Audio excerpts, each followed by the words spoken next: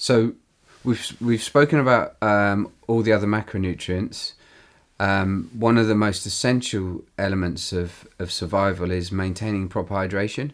You can actually go, quite a few weeks, sometimes even months, without taking any type of nutrition from protein, fat, and carbs. But if you go more than a couple of days without water, then things are going to look pretty dicey pretty quickly. So maintaining optimum hydration is essential for health and absolutely essential to performance. There's a few areas around water, as with all these other areas of nutrition, that are becoming a bit controversial. And one of the sort of backlashes around overhydration is centered around this problem that you can potentially get by drinking too much water in balance with the right kind of electrolytes. And what this can do is dilute your sodium levels and lead to a dangerous condition where your brain can malfunction. Essentially, you can have a heart attack and so on, because your nerves require electrolytes in order to be able to fire properly.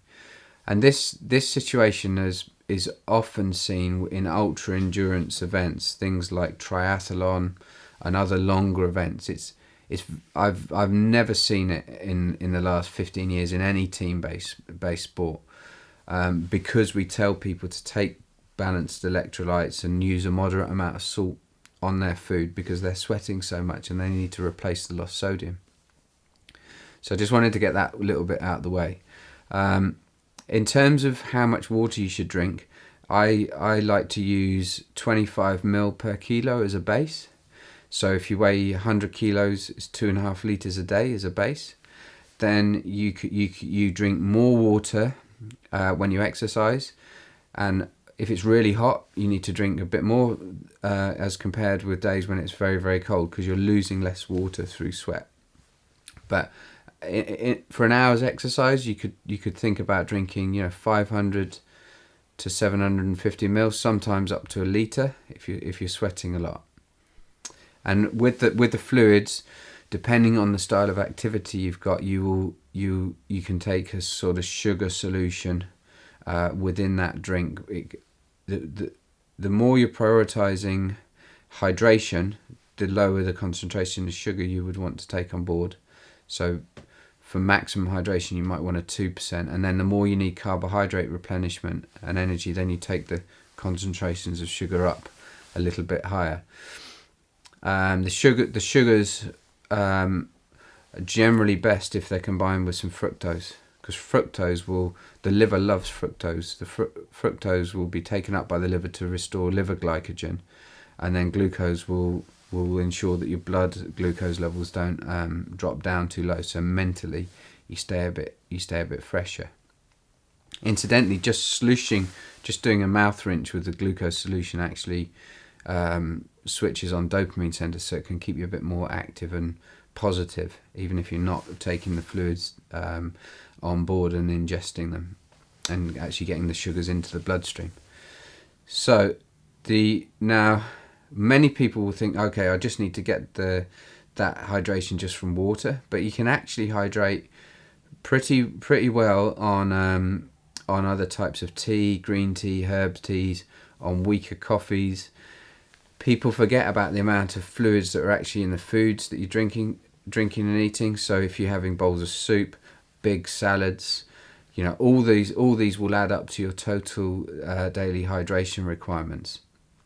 So you can measure how dehydrated you are by testing your urine with a urine osmolality checker. If you haven't got access to that type of equipment, you can go on pre and post exercise weights. The bioimpedance scales will give you an idea of total body water, so that will tell you when you're lower in total body water. You can do the pee test, where basically if you pee long and it's quite clear and it doesn't smell too strong, that tends to indicate a good level of hydration. And if you're peeing shorter and it's a darker colour and if it's got a strong odour, that can tend to suggest a level of dehydration. So number of strategies there. For exercise, always combine water with electrolytes and sufficient sodium. you can become hydrated from multiple sources of fluids, soups, herb teas, weaker coffees. They will all contribute to total daily hydration requirements. Use sugary solutions depending on environmental factors and the length and duration and intensity of the exercise that you're carrying out. And remember that as soon as you become dehydrated, your performance will start to suffer on a number of levels. Fixing hydration is one of the quickest ways to increase someone's daily sense of energy, and it's one of the quickest ways to ensure that you continue with optimum hydration.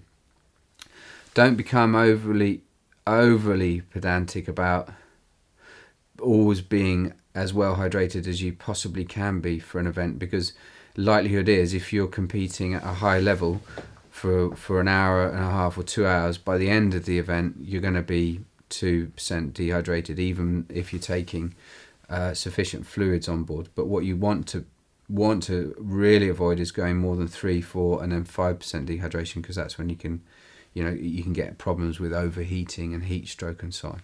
So a little bit of dehydration is fine.